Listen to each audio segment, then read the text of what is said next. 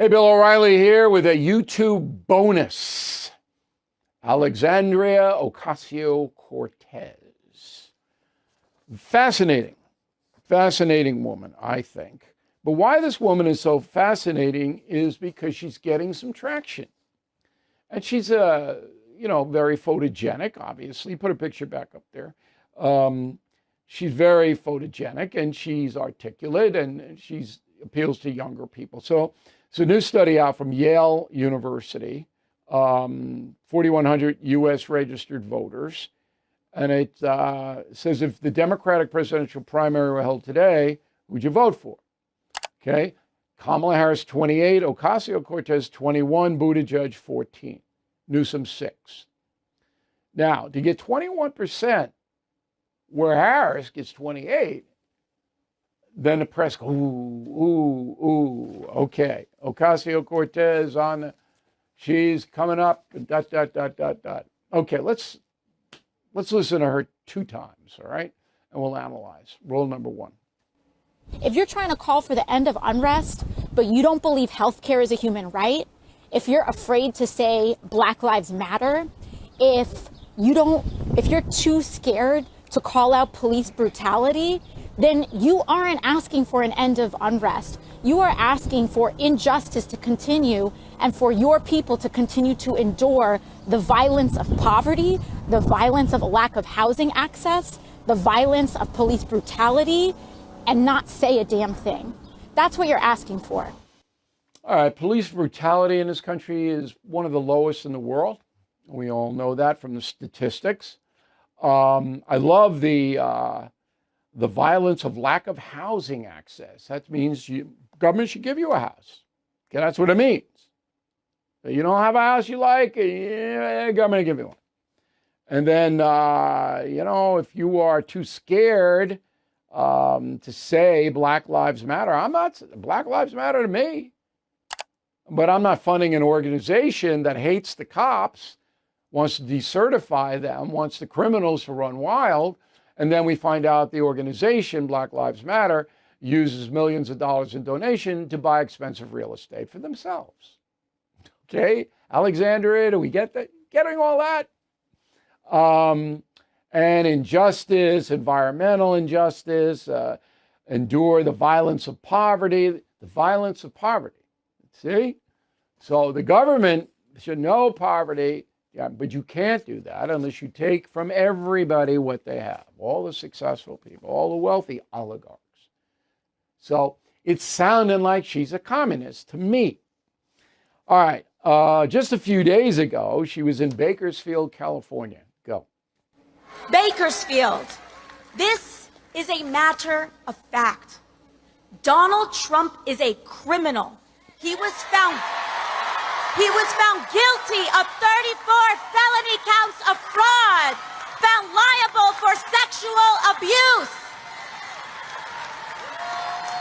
And if he wants to find the rapists and criminals in this country, he should look in the mirror. No, that's defamatory. Trump could sue her.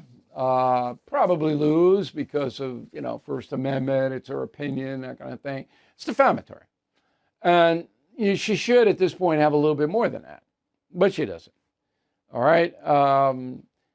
So when I hear someone, younger always, how great Alexandria Ocasio-Cortez is, if I get an opportunity, I said, what do you think she's so great? What about her appeals to you? What's her strongest suit? It's silence. And then once in a while, she wants to get the billionaire but never a specific program. Never. Well, she'd like to pass a law that says that never. It's all emotion, 100% emotion. But that's how you get elected. That's how Donald Trump got elected. The MAGA movement is all emotion. Okay? So Ocasio-Cortez has a future.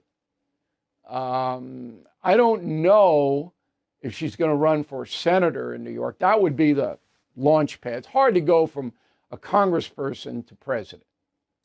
It's done a few times, but not many. You got to be a governor or a senator. But in this populist age, I don't know what her springboard is here. Schumer is very unpopular in New York State. She might be able to beat him, Schumer. Might, in New York State. If she runs against Schumer, that'll be a hell of a race. Okay? Now, a part of me admires the woman for getting out there and espousing whatever it is she is espousing. I like achievement. I like ambition.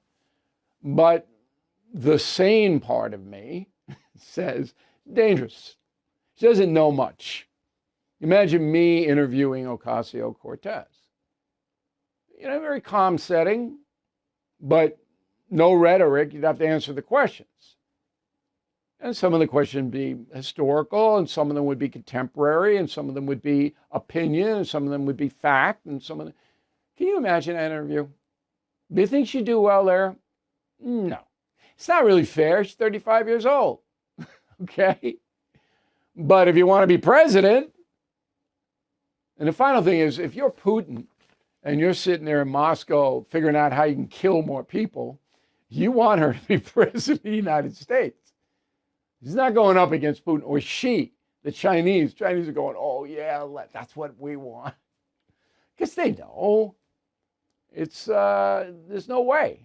Yeah, she would surround herself with advisors, just like Biden, because Biden couldn't function. And how did that turn out? Okay? But she's there. The far left of the Democratic Party, they like her. Bernie is like 89, 95, 102, whatever. He's going nowhere. She's Bernie Sanders light, and she's not going away. I would like you to check out something. Do me a favor. That's favor. We have on BillO'Reilly.com premium and concierge membership.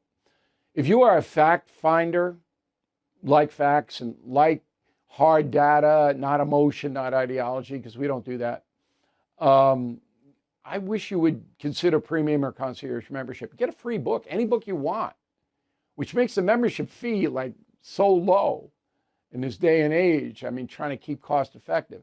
But more than anything, it's fun. You get the message boards, you're involved, and you don't have to agree with me. I like people who don't agree with me. You're robust. Now, we have tons of concierge and premium members, but I'm making this appeal to YouTubers because you may not be aware of it. Just check it out. See if you like it. All right? And thank you for your kind attention. We'll talk to you again soon.